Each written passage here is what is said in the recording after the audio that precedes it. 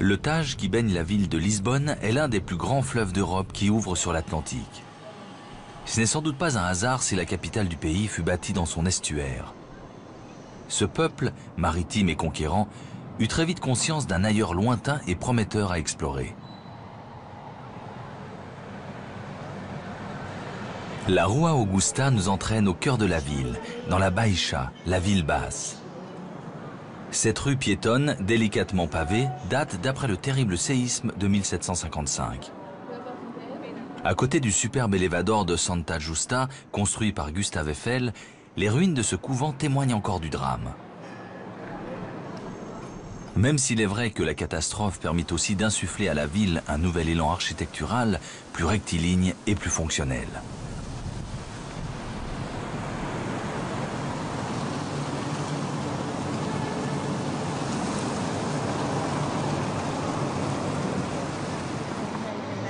Le 28. Plus qu'un tramway, c'est un mythe.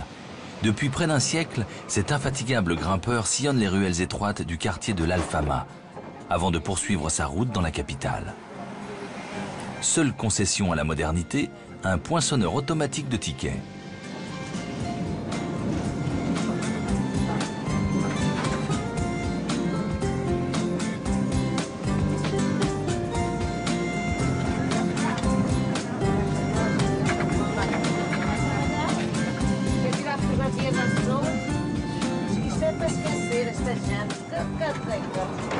Premier arrêt, la cathédrale, construite sur le site d'une ancienne mosquée.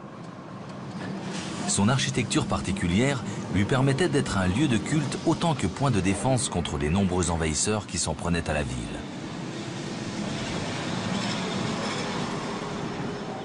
Du Mirador Portas do Sol, le monastère de San Vicente domine l'Alfama, le plus ancien quartier de la ville, dont les pavés résonnent encore du pas des Romains qui allaient au théâtre, puis des morts s'en allant au hammam, et plus tard des croisés. La douce nostalgie des villes portugaises doit beaucoup aux azulejos, ces carreaux de faïence qui habillent de bleu les murs des églises et des palais. Le quartier est en pleine réhabilitation. Pour un peu, on se croirait au cœur d'une médina, dans un labyrinthe de ruelles au charme infini. Difficile d'imaginer parfois que l'on sillonne une grande capitale européenne.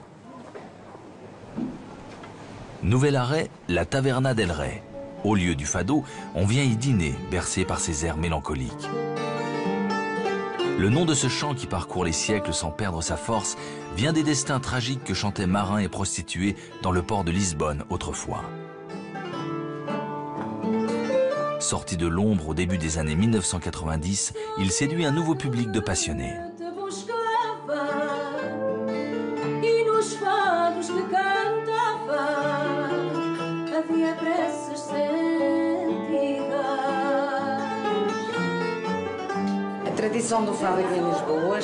La tradition du fado est très forte à Lisbonne. Je suis dans l'Alfama depuis 37 ans et quand je suis arrivée ici, il n'existait que 2 maisons de fado. Et maintenant, elles sont nombreuses. Plus d'une quinzaine.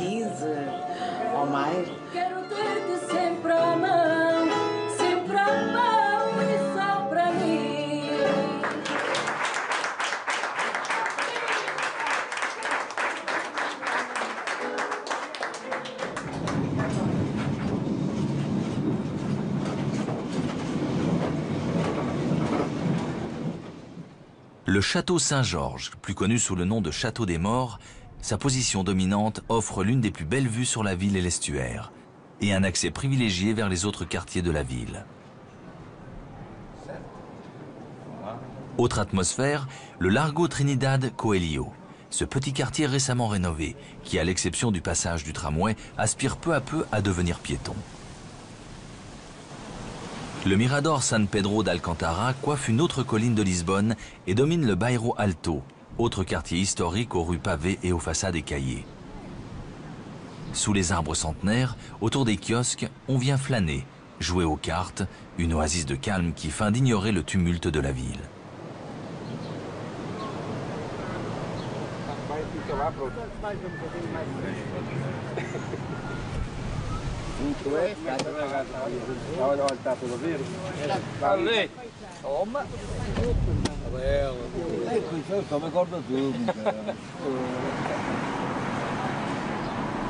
Mais le 28 s'aventure déjà dans le Bairro Alto vers le café Brasileira, une véritable institution lisboète depuis 1908.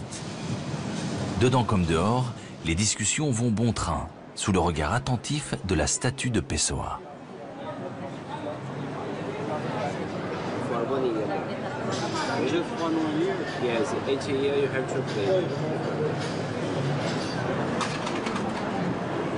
Derrière les sourires, les visages d'origine africaine, brésilienne et d'autres horizons lointains évoquent aujourd'hui encore la fièvre exploratrice du peuple portugais. À Lisbonne, il ne faut pas confondre tramway et elevador. Cet alter ego funiculaire vient de faire peau neuve grâce au collectif artistique L'Art en Mouvement. Et les fresques de miroirs qui couvrent désormais ses flancs illustrent les rencontres du parcours. Le pont du 25 avril, qui surplombe le Tage depuis 1966, mène au Cristo Rei, modèle réduit du Corcovado de Rio de Janeiro.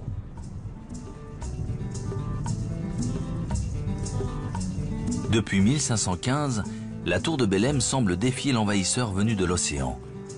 Cette tour d'échiquier, conçue par Francisco de Arruda, se trouvait à l'origine au centre même du fleuve. Mais le tsunami qui suivit le tremblement de terre de 1775 obligea à la déplacer.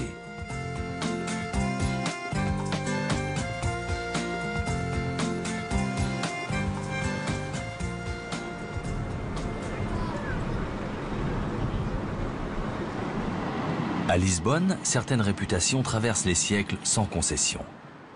Celle des pastèches de la pâtisserie de Belém, par exemple. Un succès que rien ne dément depuis 1937.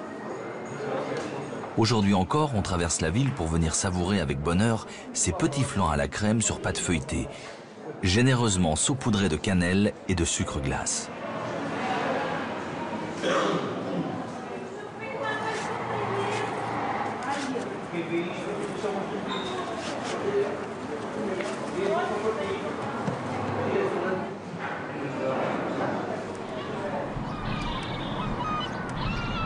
Le monastère des Hiéronymites célèbre l'expédition de Vasco de Gama vers les Indes en 1498 et tous les marins qui ont fait la grandeur du pays.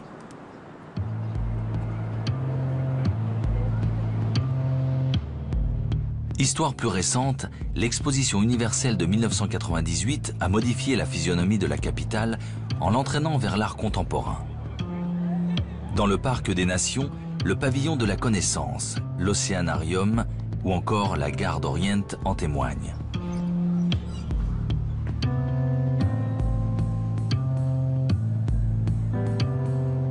Le nouveau pont Vasco de Gama, inauguré 500 ans après la découverte des Indes, rappelle sur 17 km la grandeur de la nation portugaise.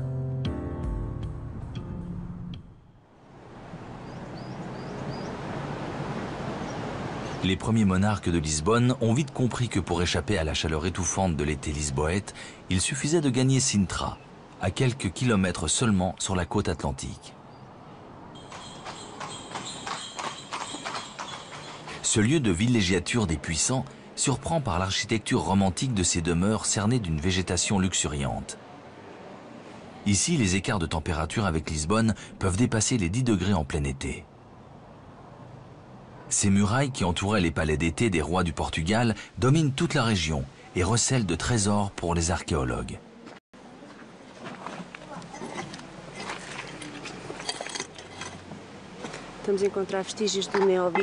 On trouve ici des vestiges du néolithique qui datent de 7000 ans. Des vestiges d'un cimetière médiéval chrétien du XIe au XIVe siècle, ainsi que des vestiges maures et chrétiens. Mouros e cristãos.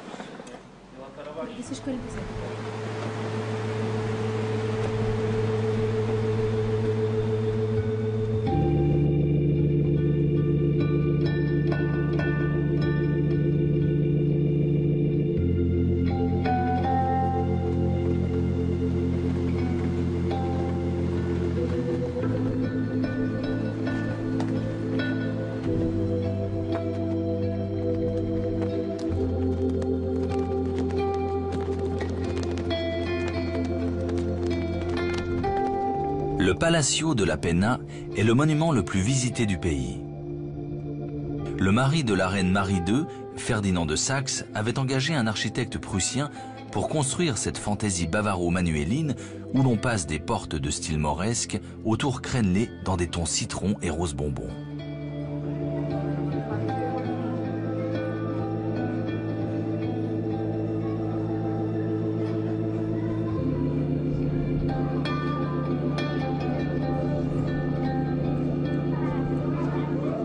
Le cloître du couvent, lui, date du XVIe siècle et fut restauré par Don Fernando. Sa fontaine au milieu de la cour et ses mosaïques uniques d'inspiration espagnole et arabe évoquent le temps d'une halte, l'atmosphère d'un riad.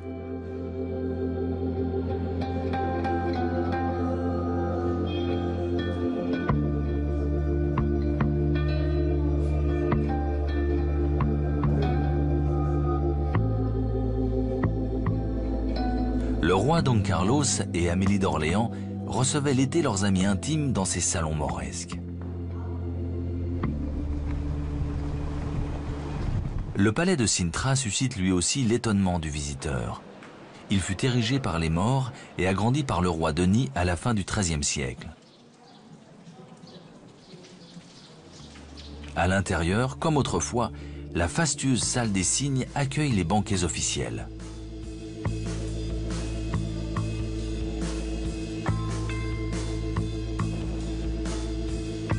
La grotte des Bains, plus récente, présente sur ses plafonds de savoureuses scènes galantes peintes en son temps par Giovanni Grossi. La salle des blasons n'a quant à elle rien perdu de son éclat, avec son plafond à caissons du XVe siècle et les armoiries de 72 familles aristocratiques.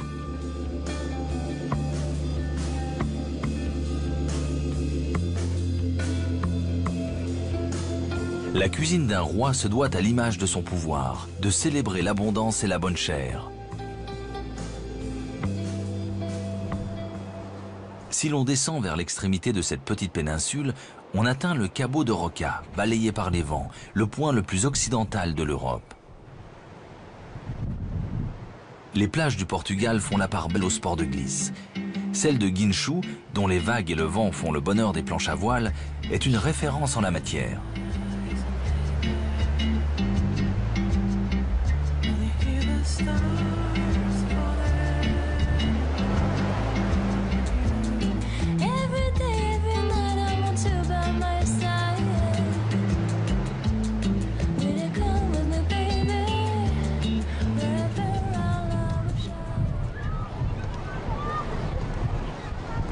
Si Ericeira est plutôt réputée pour le surf, elle reste avant tout ce petit village de pêcheurs, dont les maisons de faïence bleue offrent un charmant refuge aux Lisboètes le week-end.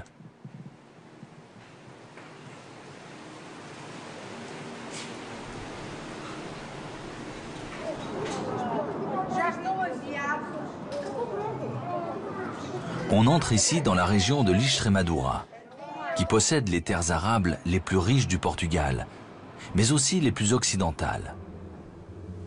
Une sorte d'extrême sud de l'Europe.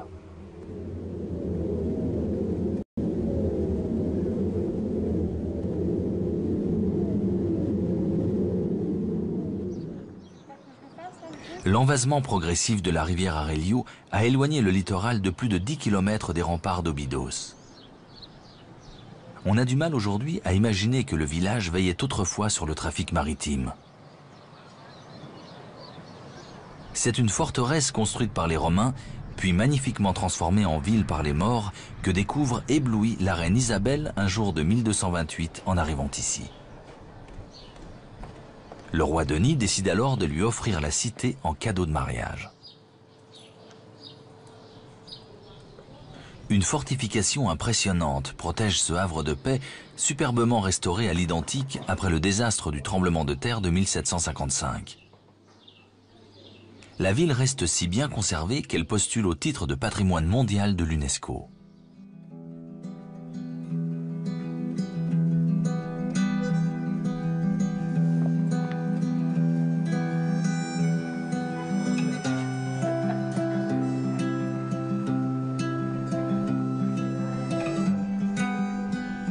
Comme un musée en plein air, Les murs des ruelles sont ici couverts d'azulejos qui émerveillent le regard. Ils racontent l'histoire du pays, comme le mariage du roi Alphonse en août 1541 alors qu'il n'avait que 10 ans. Plus de 3000 personnes vivent encore dans ce cadre privilégié, classé monument national depuis 1951.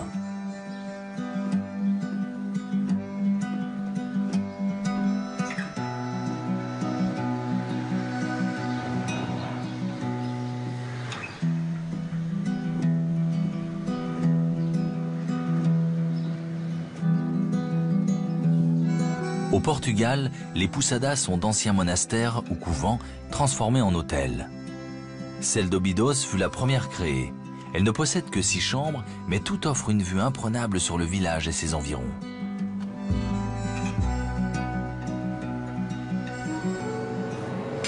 En cuisine, mijote la spécialité de la région, le fameux polvo à lagarero, poulpe grillé aux pommes de terre et aux poivrons.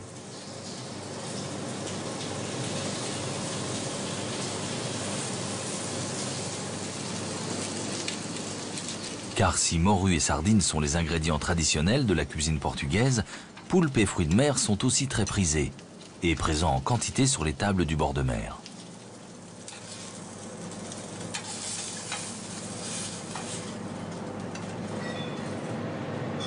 Agrémenté d'un simple filet d'huile d'olive, ce plat d'une simplicité rustique était le favori des maîtres de chais dans l'Algarve.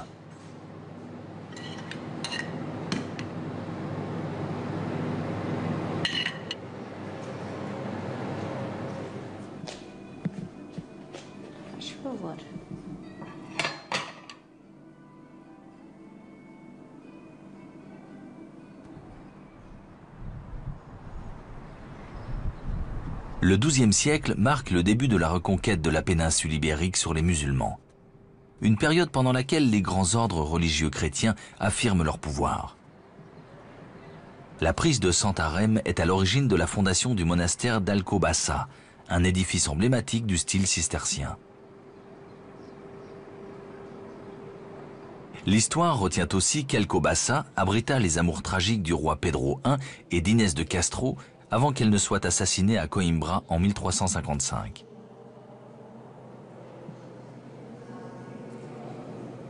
Le cloître du silence évoque l'une des premières exigences de l'ordre cistercien, le vœu de silence. Si d'autres salles furent ajoutées plus tard, c'est le plus vaste cloître jamais bâti par cet ordre sous le règne du roi Denis.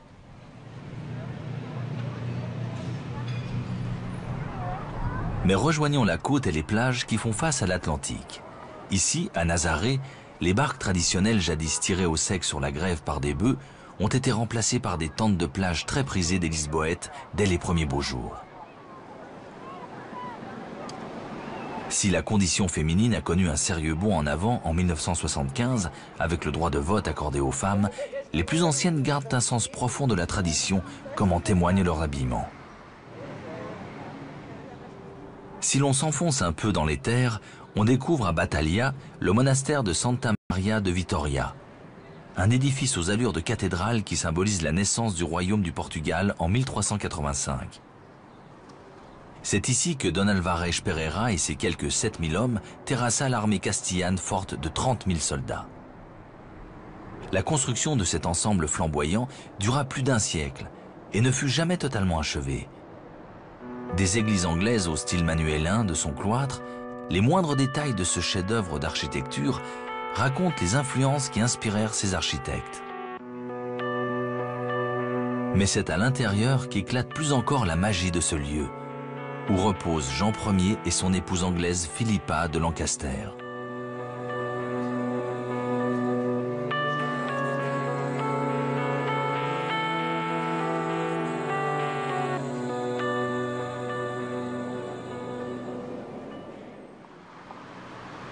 À Tomar, le couvent-forteresse s'étend sur plusieurs hectares. C'est une véritable ville dans la ville que bâtirent les moines soldats avec ce château des Templiers, dont l'architecture présente une formidable synthèse de plusieurs époques.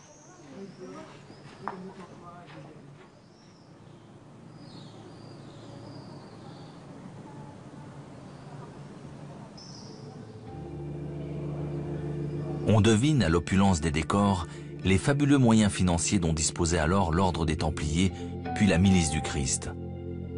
Sans omettre la finalité sacrée des lieux, l'exubérance du style reflète les expéditions commanditées par Henri le Navigateur vers le Nouveau Monde.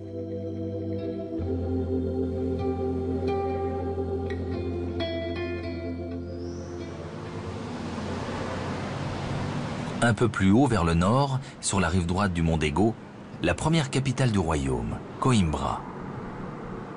Dominant la ville, son université pluriséculaire est l'une des plus anciennes au monde et fut un important foyer de résistance pendant la dictature.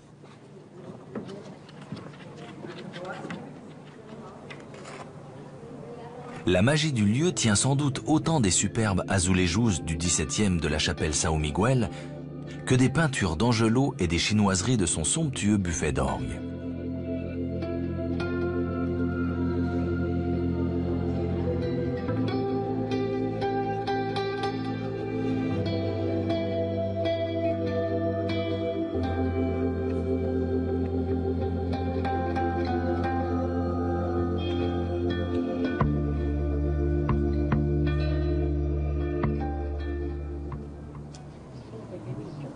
Tout aussi splendide, la bibliothèque Joanina, bâtie à l'époque baroque dans une salle du Palais Royal. Ici, tout est fait pour préserver les quelques 200 000 ouvrages de ce lieu qui en compta jusqu'à 1 million. Des murs de 2,11 m d'épaisseur et de massives portes en teck forment ainsi un écrin à température constante, sans compter une salle climatisée qui conserve désormais les livres plus précieux.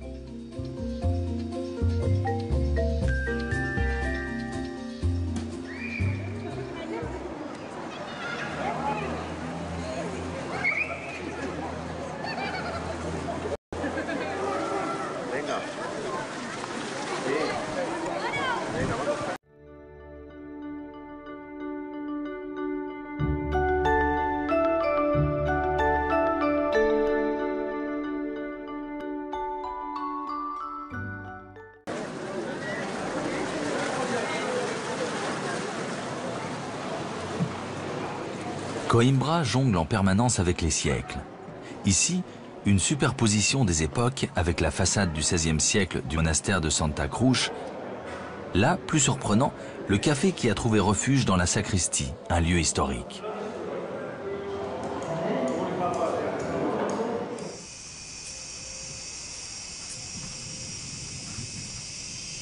À une quinzaine de kilomètres au sud-ouest de Coimbra, le visiteur croise les ruines du plus grand site romain du Portugal, la cité antique de Coimbra. Si les Romains s'y installèrent à partir du 1er siècle, on estime que ses premiers occupants remontent à l'âge de bronze, soit près de 10 siècles plus tôt. Le site possède d'exceptionnelles mosaïques figuratives, que l'on ne découvrit que très récemment.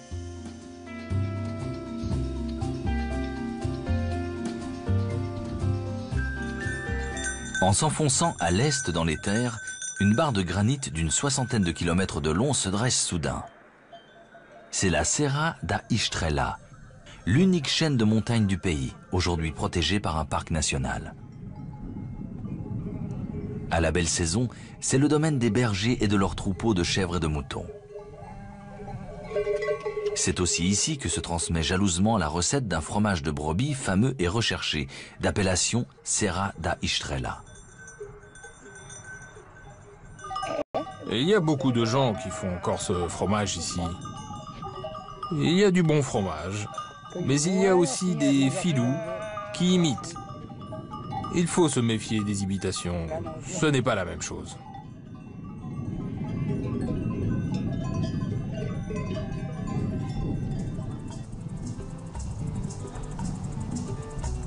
Les vallées granitiques comme celle de Zezereux nous mènent vers d'autres paysages surprenants.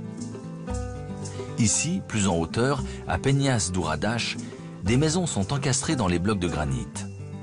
Minéral l'été, le paysage se couvre de neige l'hiver, proposant même plusieurs petites stations de ski aux amateurs.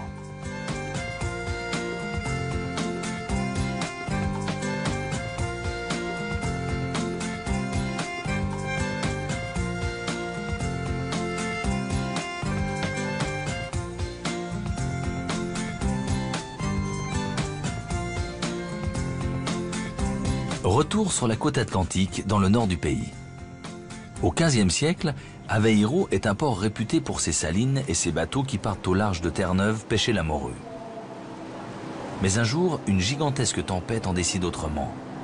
Le mur de sable qu'elle soulève bloque désormais tout accès à la mer et oblige Aveiro à se remodeler autour de la lagune. Des barques à fond plat, aux prows recourbées en colle de cygne et recouvertes de peinture naïve, attirent le regard. Ce sont les molicéroches, avec leurs voiles carrées. Elles sillonnaient autrefois la lagune pour transporter le sel et les personnes. À l'origine, elles servaient surtout pour ramasser les moliches, des algues utilisées dans l'agriculture comme fertilisant que l'on remontait avec de longs râteaux en bois. Mais l'activité lagunaire est en déclin, et ce sont les touristes qui prennent le relais, donnant à la ville des airs de Venise portugaise. En ville, on a gardé l'esprit du siècle dernier, lorsqu'Aveiro a retrouvé sa prospérité. De nombreuses brocantes invitent à replonger dans ces joyeux souvenirs.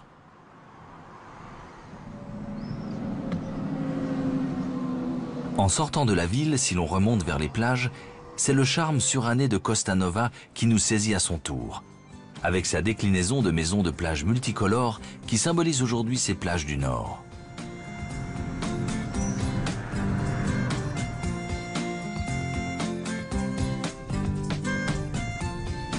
Autour de la Praia da Barra ou des plages de San Jacinto, la côte reste préservée par une immense réserve naturelle qui part de la forêt centenaire dans les terres pour rejoindre les dunes.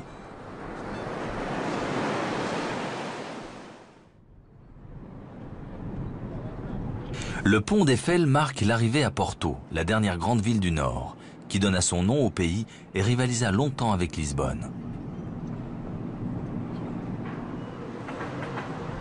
Au centre-ville, les maisons à encorbellement constituent l'un des rares vestiges du vieux Porto, classé par l'UNESCO en 1996.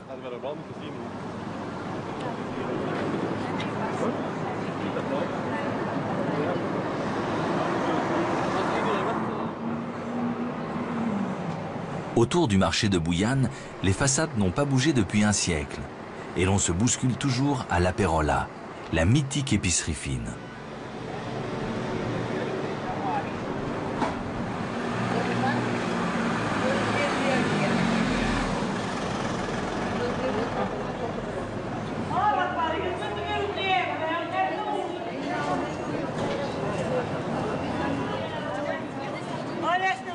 Au marché, les sardines fraîchement pêchées se vendent encore à la criée.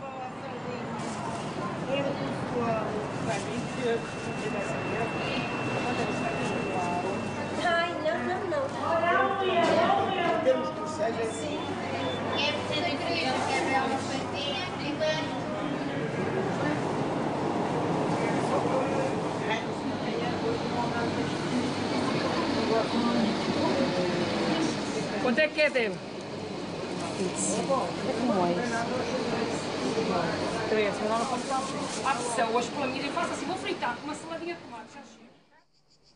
Mais c'est en remontant la vallée du Douro que le voyageur pénètre au cœur des vignobles du pays, qui produisent le légendaire vin de Porto. Aujourd'hui encore, les fûts sont acheminés en ville par bateau ou par train.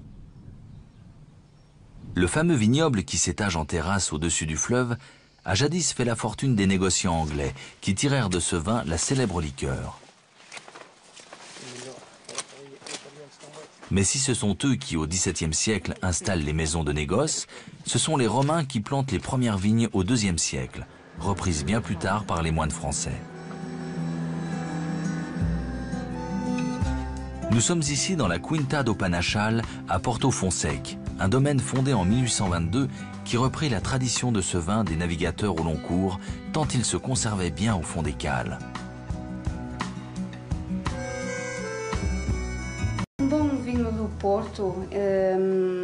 Un bon vin de Porto dépend du climat. Il a besoin des extrêmes, un hiver très froid et un été très chaud pour la maturation des raisins. En été, par exemple, il fait très chaud, les températures montent à 40-45 degrés pour élever le niveau de sucre dans les raisins.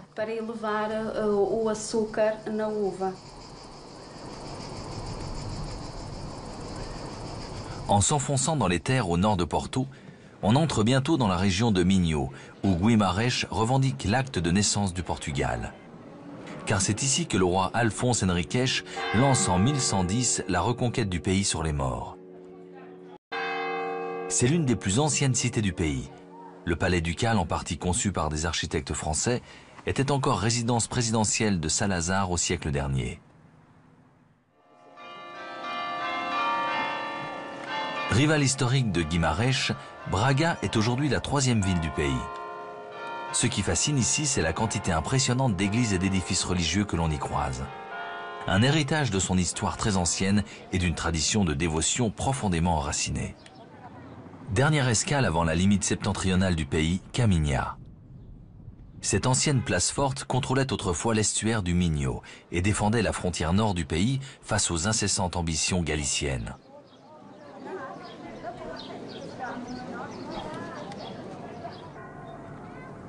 Les enjeux ne sont plus les mêmes et Caminha est aujourd'hui un petit port de pêche qui coule des jours paisibles.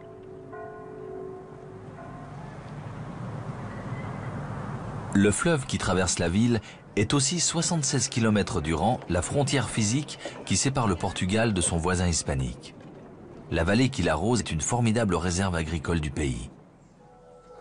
Ici, le visiteur a soudain l'impression d'avoir fait un bond dans l'espace pour atterrir en pleine campagne bretonne. Il n'en est rien, mais le granit et la pierre des maisons prêteraient presque à confusion.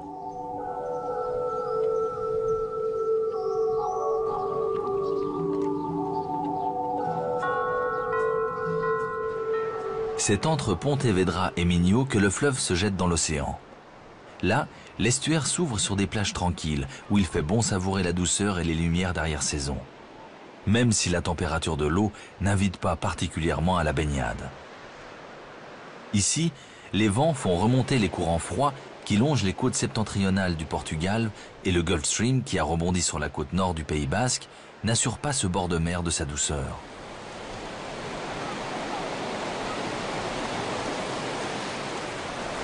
L'été pourtant, cet inconvénient devient un véritable avantage.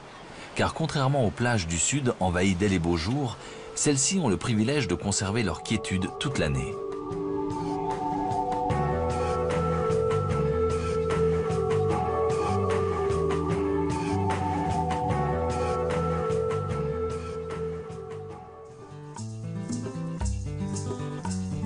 Changement de décor et d'atmosphère.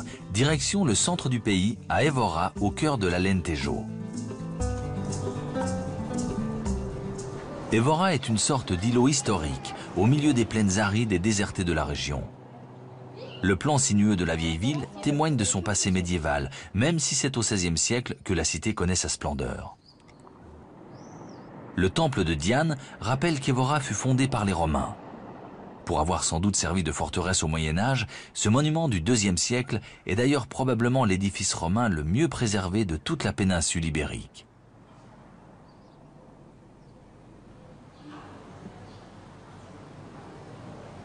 Le palais des ducs de Cadaval ne dévoile ses richesses qu'une fois à l'intérieur et compte parmi les plus beaux azulejos du Portugal.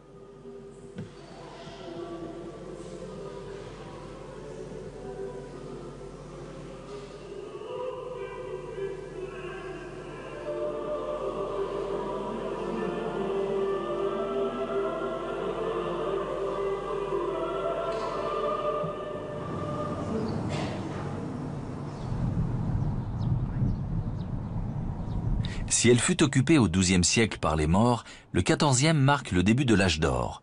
Évora devient lieu de résidence des Avises, puis foyer intellectuel et artistique de premier plan.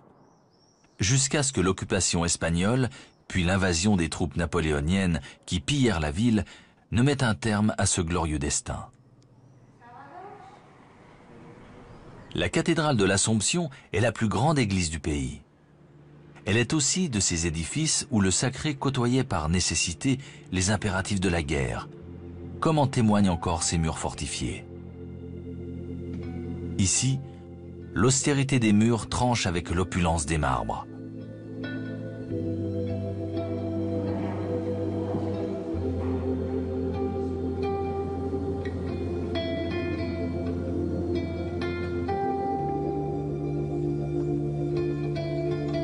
Mais les mégalithes d'Almendrech rappellent que les racines d'Evora sont bien antérieures à l'époque romaine. Ces pierres disposées en fer à cheval, qui servaient probablement à l'astronomie, datent de 7000 ans et sont à ce titre les plus anciennes de toute la péninsule ibérique.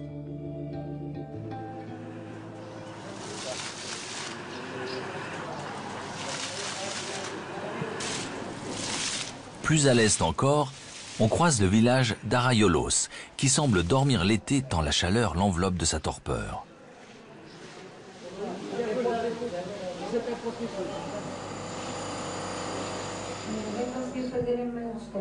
Ce sont les tapis artisanaux comme celui d'Elisabeth qui ont fait la renommée du village.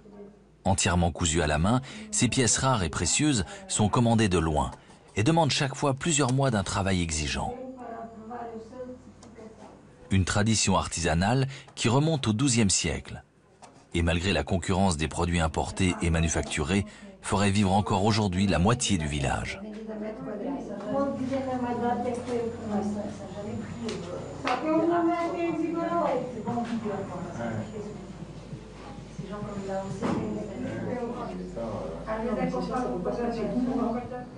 Mais à Araiolos, l'été, il est pourtant un art qui dépasse toute tradition artisanale, l'art de la sieste.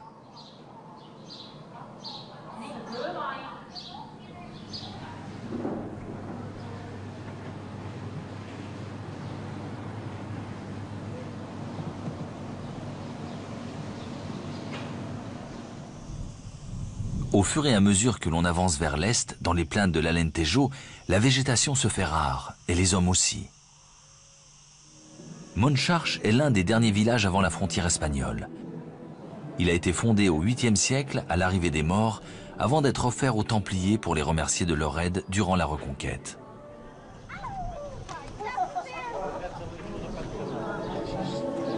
À l'instar des autres villages de la région, Moncharch se dépeuple et une majorité de personnes âgées y vivent.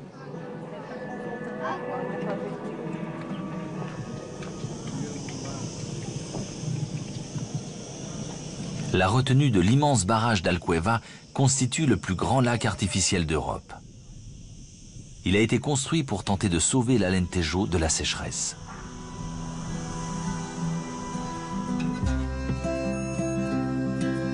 Le paysage alterne entre oliviers et chênes verts dont on découpe soigneusement l'écorce pour en extraire le liège.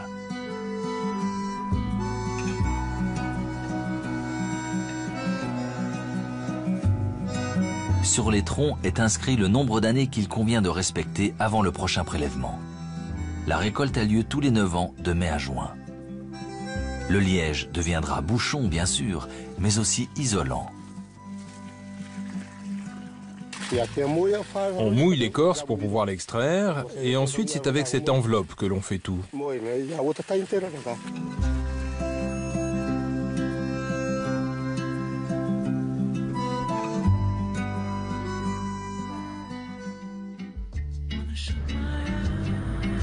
Mais quittons ces chaleurs écrasantes pour retrouver la fraîcheur de l'Ouest en pénétrant dans le parc naturel de l'Alentejo, dont Villanova de Milfonch marque l'entrée. Coincé entre l'océan Atlantique et le fleuve Mira, l'emplacement était autrefois stratégique, car il permettait de contrôler l'accès au fleuve et de mettre à l'abri les bateaux.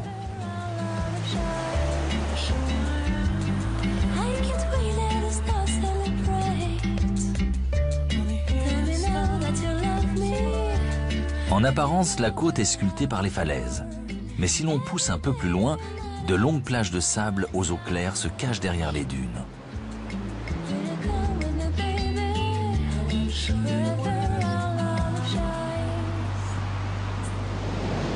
Les dunes font elles aussi désormais partie du patrimoine, pour la formidable biodiversité qu'elles abritent et que l'on ne soupçonnait pas jusqu'alors.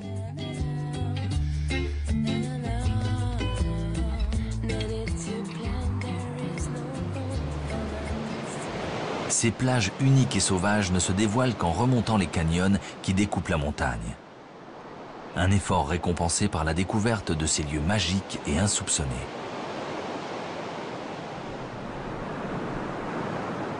Plus au sud, au pied du parc naturel d'Alentejo, s'étend la paroisse civile d'Arifana, la plus importante zone maritime protégée du pays. On aperçoit au loin le cap Saint-Vincent. Et plus au nord, les falaises noires et les récifs qui laissent imaginer combien les tempêtes peuvent être sévères ici.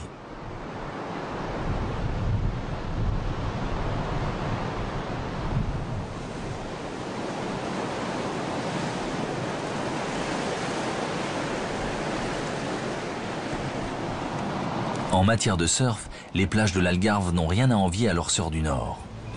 La houle rentre régulièrement et nombreux sont les amateurs venus de toute l'Europe.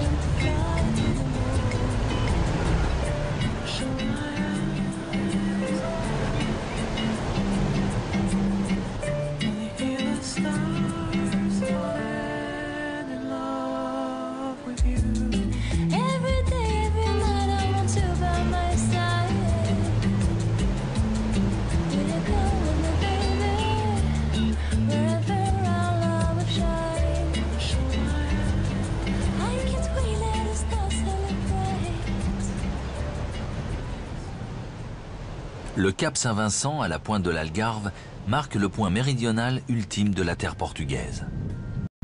C'est ici qu'Henri le Navigateur fit construire une forteresse et créa l'école de Sagres, fameuse école de navigation qui cristallisait les rêves de domination maritime d'un petit pays aux vastes ambitions.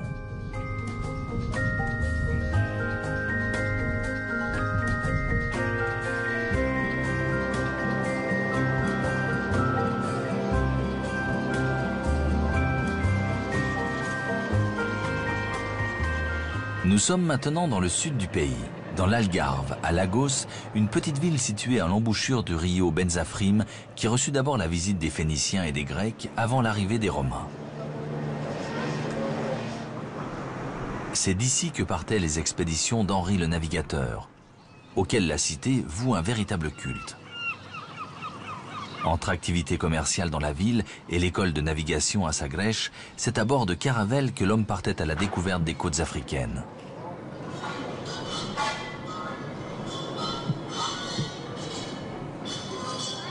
Malgré l'affluence touristique, il fait bon flâner dans la vieille ville devenue piétonne, à l'ombre des fortifications élevées par les morts qui la séparent de la partie moderne.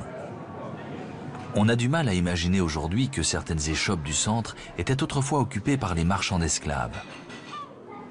Au XVIe siècle, plus de 10% de la population de Lisbonne était composée d'esclaves, ce qui donne la mesure de ce triste commerce. Résidence des gouverneurs d'Algarve, Lagos connaîtra de belles années jusqu'au terrible tremblement de terre de 1755 qui détruisit la plupart de ses édifices.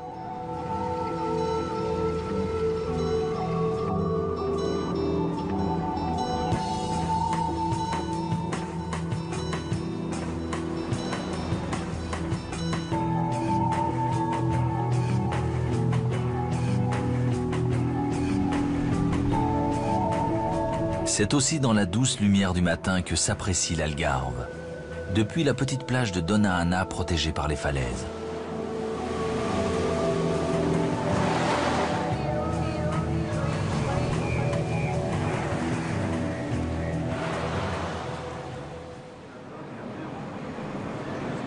Faro est la grande ville de la côte sud. Cette capitale de l'Algarve connut un passé prestigieux, à l'époque où les Arabes en avaient fait un carrefour de la péninsule ibérique, ou quand les Harouns l'élirent capitale de leur principauté. Comme beaucoup des villes de l'Algarve, Faro va subir plusieurs tremblements de terre destructeurs. Avant de devenir une destination touristique prisée pour rejoindre les plages de l'Algarve, Faro avait développé une importante industrie de la pêche.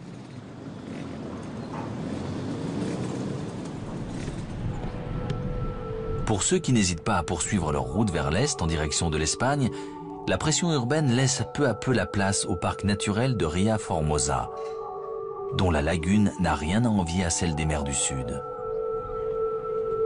Le parc naturel créé en 1987 marque sur plus de 50 km du littoral la ferme volonté de préserver cet écosystème d'exception de la fièvre immobilière.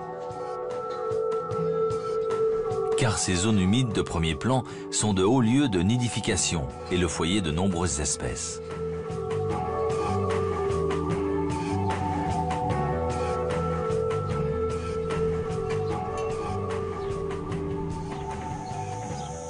L'Algarve est une terre de tradition agricole, mais avec le temps, de nombreuses fermes ont été fermées ou abandonnées. Certaines de ces quintas, pourtant, connaissent de belles reconversions, comme la quinta de Lua, transformée en hôtel. Ici, c'est une zone agricole, essentiellement agricole et protégée. Il y a des orangers, des oliviers, des caroubiers et des amandiers.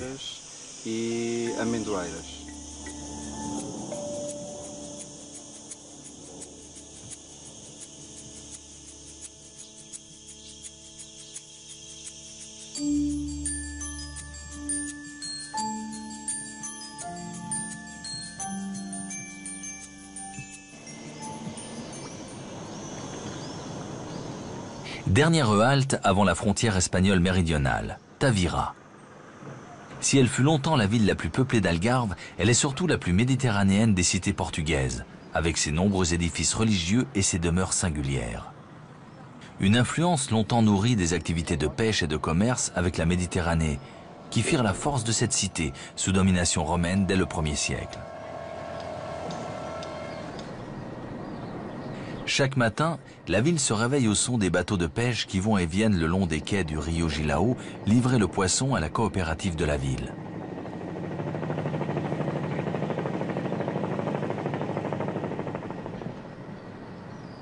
La ville a bien failli perdre toute activité maritime avec l'ensablement de la rivière et les différents séismes. C'est à la pêche au thon et à l'industrie de la conserverie qu'elle doit son renouveau au XIXe siècle. Aujourd'hui, c'est un tourisme mesuré qui assure principalement ses ressources.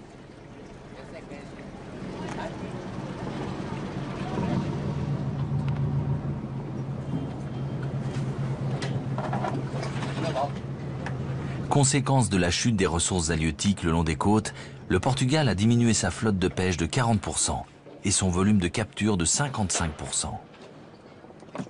Désormais, les prises sont plus modestes, mais elles couvrent toujours les besoins des restaurateurs et des marchés de la ville. On semble être revenu à une pêche plus raisonnée et plus artisanale. Même si le poisson reste un ingrédient de base dans la composition des plats, les Portugais ayant de plus en plus recours à l'importation.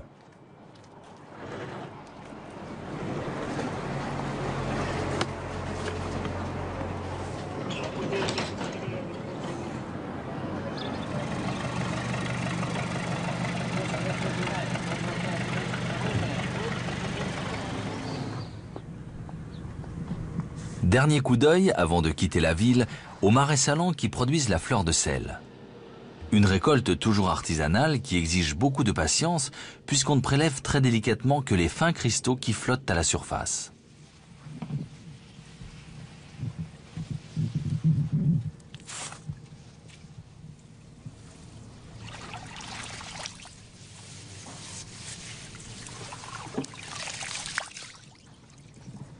Ce condiment d'exception sera ensuite séché 24 heures, puis emballé et expédié.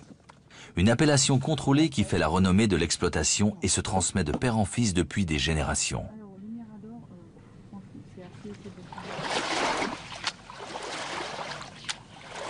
Le sel plus ordinaire se récolte par évaporation naturelle, fin septembre en général.